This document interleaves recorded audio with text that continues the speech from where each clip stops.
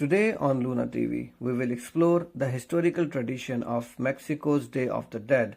We will also explore the fascinating world of Estonian cuisine as we will find out how both locals and foreigners perceive these national traditional foods. Also, on the other side, we will have a special guest from South Asian country in our studio. They will also share their unique perspective on navigating Estonia and unraveling the tapestry of their experiences in European land. Hello, this is the historic moment in Luna TV history as we are going to have our first English show because we are international students. My name is Hamza and I am Adebola. Today we prepared some interesting stories about Estonian and Pakistani food and Mexican cultural traditions. Before that, let's see some short news. The S-Cube student satellite team is looking for new members. S-Cube is a group of space enthusiasts and students who wish to take Estonian space technology onto a world stage. The main pursuit of a project is to develop, build and launch scientific nano-satellite missions. If you are interested in joining the S-Cube team, either in engineering or public relations domains, you can apply through the link on the screen. The Tallinn University Charity Fair will take place on the 5th of December between 11:30 a.m. and 4:30 p.m. in the Astra building. Bake something nice, make something awesome with your hands, and come and sell at the Christmas fair, surrounded by twinkling Christmas lights. Every seller will also take part in a lottery where you can win various prizes, including tickets to the Big Free Schools Christmas party on 7th of December at Kultuurigatel. Shoppers are welcome, so bring your family and friends and come see what's prepared behind the counters. Hello, welcome to our Luna TV show, and today we are going to have our first English show, and so for that we are going to talk about food and culture, and also like we have a Pakistani family with us who came to Estonia, and now we will experience how their journey was and about the food and culture in Estonia and what the difference they find in between Pakistani and Estonian food and culture. So welcome to our show, and thank you for coming. So today, let's start with our first question with you. Sure. So, tell us about your journey from Pakistan to Estonia. Well, to be honest, it was quite an adventurous one because we don't even have an embassy of Estonia in Pakistan. So we had to take Route 2 to another country, get the visa, come here. But I was actually looking forward for it, even my kids and wife, because we knew about the Estonian. We did some Google researching. And we found out about the culture, the cuisines here, and especially the weather, because we were all into the winter stuff. I know it sounds odd, but yes, we like winters, and we like, so far, the Estonian winter is, something good that we are looking forward for. And the special thing was around the studies, the way you guys have the study culture or the education system here. I was really looking forward on enrolling not even my kids, but myself and my wife here too. Yeah, you talk about the weather, you talk about the culture, you talk about education. So let's start with the food first. So sure. Tell us about like how do you find the Pakistani cuisines here, or do you know any restaurant or any area where you can find them? So surprisingly, my wife is an amazing cook, and she knows how to take care of all the different spices from India or Pakistan. The bad thing was that we were unable to find something of that level here. We do have some Pakistani and Indian restaurant here, and we did go to there to try their meal. But then at the end, we decided to make them in our kitchen. So we decided to start finding all the right spices. Thank God we were able to do so. I want to give a shout out to this Turk place where we can easily find the freshest of vegetable and all the spices. So we have been able to do it all together in our kitchen right now. So that's where I go to eat.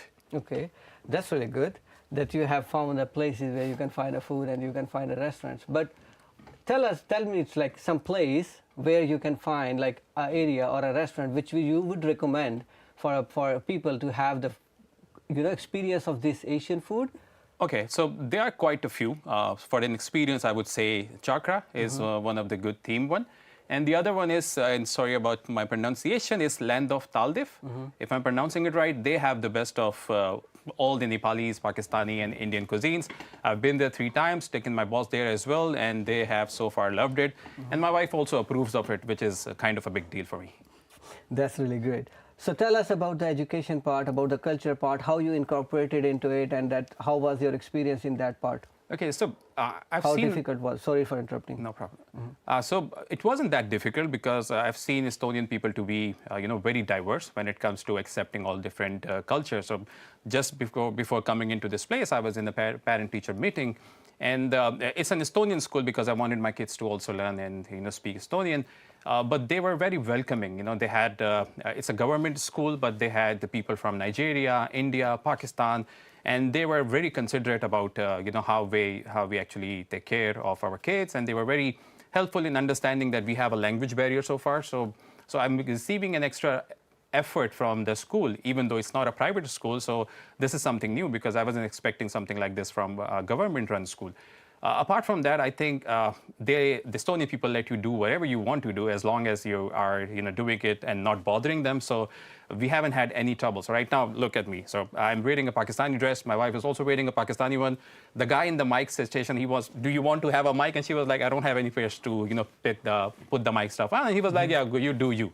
So it was really easy for us to merge into this culture, and we are looking forward on spending more time here. Yeah, thank you so much for giving us, a short, brief, and detailed overview as much as you can.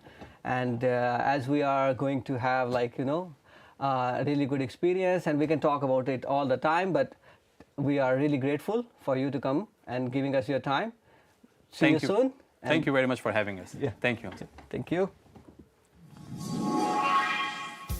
The time for souls, hallows, and the dead is upon us, and it is time to explore some Mexican traditions around the Day of the Dead. I'm going to meet Stephanie, who is running a poetry workshop to celebrate this day. What is the Day of the Dead really about? Hi, thank you. The Day of the Dead is tradition, Mexican tradition that comes from very ancient times, the Aztecs and the Mexica people. And nowadays it has become a tradition to write calaveritas, little poems, on the time that is close to the Day of the Dead. It's a tradition that started already from a few centuries ago. And the tradition is to write little verses, little poems, where you connect somebody that you love or somebody that you don't love, a character in history or a known character. It can be dead or alive. And you put them in a situation that is fun, where the death is present and where something is going to happen. With all that in mind, let's join Stephanie's poetry workshop. One could write a poem all on their own, but I prefer to collaborate with everyone present. Finally, I present the poem we wrote about how Mr. Putin might meet death one day. He sent men away, but none came back home. He thought he could send Katharina away. And he thought, today I will catch the soul dealer. Are you planning to organize more events in the near future? Yes, absolutely. We are trying to organize free events in English for everybody, once per month.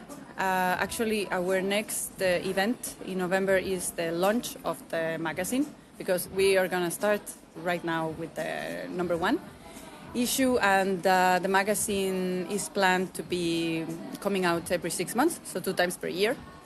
And we're definitely planning more cultural events.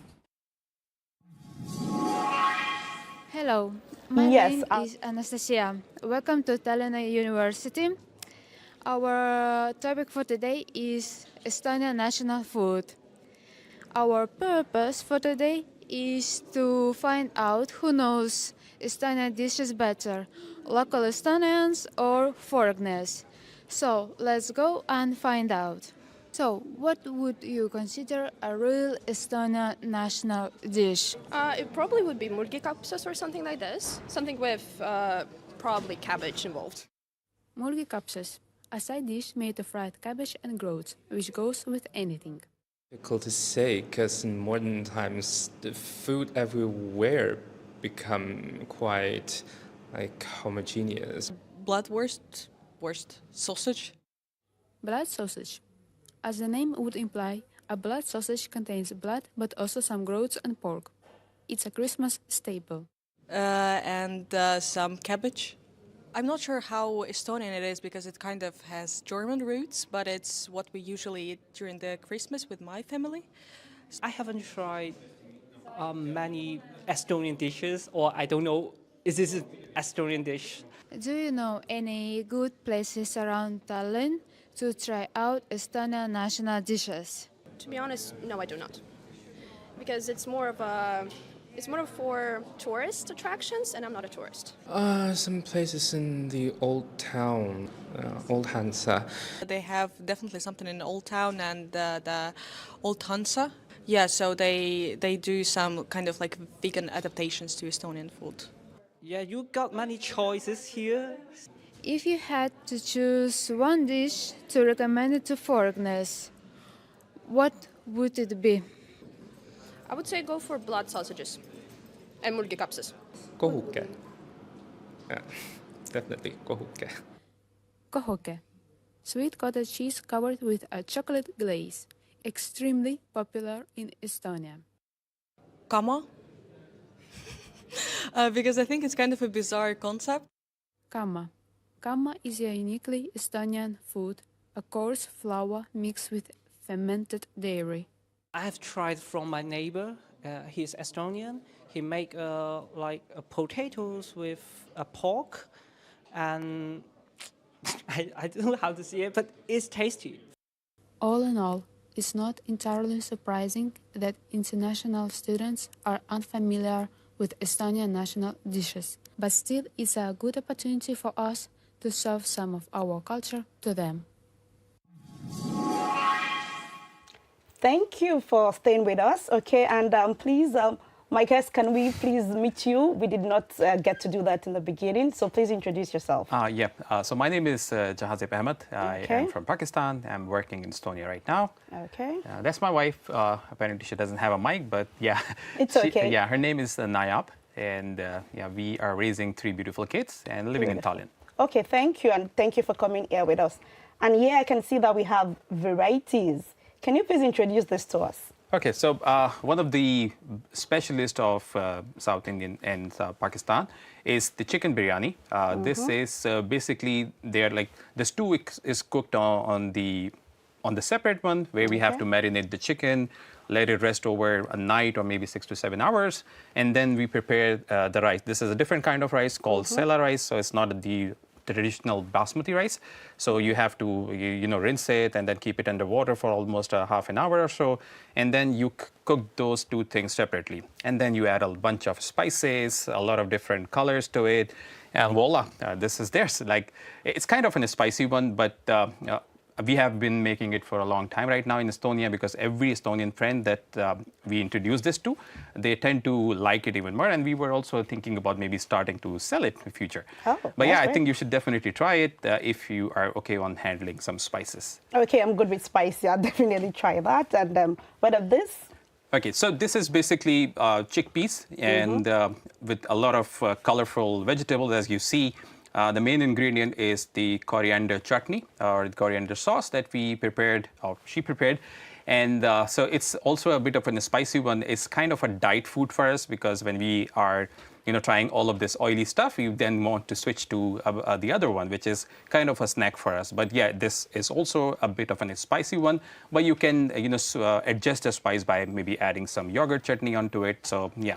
Okay, so how do we combine these? Because I'd like to try this. Yeah, okay, so you don't have to combine it, but you can just take a scoop out of it, eat it, and if you are okay with the spices, perfect. If you're not, then you can add some sauce from here, and that should adjust it.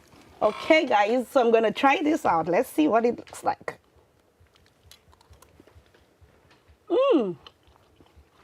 Like, you really did a good job. This is, like, I'm taking it all in. It's not too spicy, maybe because I'm used to spice, so like it's really, really nice. Like, guys, you guys need to try this. Biryani, did I get it right? Yeah, biryani. Okay, and what's this one? So this usually goes with the rice. This is plain rice, and this is another chickpea stew. But this is built, cooked with some gravy on top of it, with tomatoes, ginger garlic paste, and some secret spices that we usually just put in every dish. But yeah, this goes along with the rice. It might not be that spicy, but it's the mix of both things. The only thing that's good about it is the gravy would actually take out a lot of graviness of the chickpeas, so it becomes more tasty and a bit different than what you just had with the biryani. Okay, like this really all looks good, and we're really pleased to have you guys on this space with us today. Like, I'm going to try a bit of everything, and it looks really, really awesome. Are there any special occasions these are served? A special occasion, yes, during the Ramadan, where the Muslim usually fast for 30 days. So every day when they break their fast, they would usually find the chickpeas salad on their table. It goes with different versions. Some of them cooked with less potatoes, or some of them add them with more potatoes, gravy, without gravy. And this is mostly on every Friday or on Eid occasions. Okay, so thank you very much. And thank you, our viewers, for being here with us. And next week, please join us again on Luna TV for the Estonian edition of this show again. Okay, and thank you to our beautiful host. Thank you very much. We're pleased to have you here. Likewise. Thank you very much.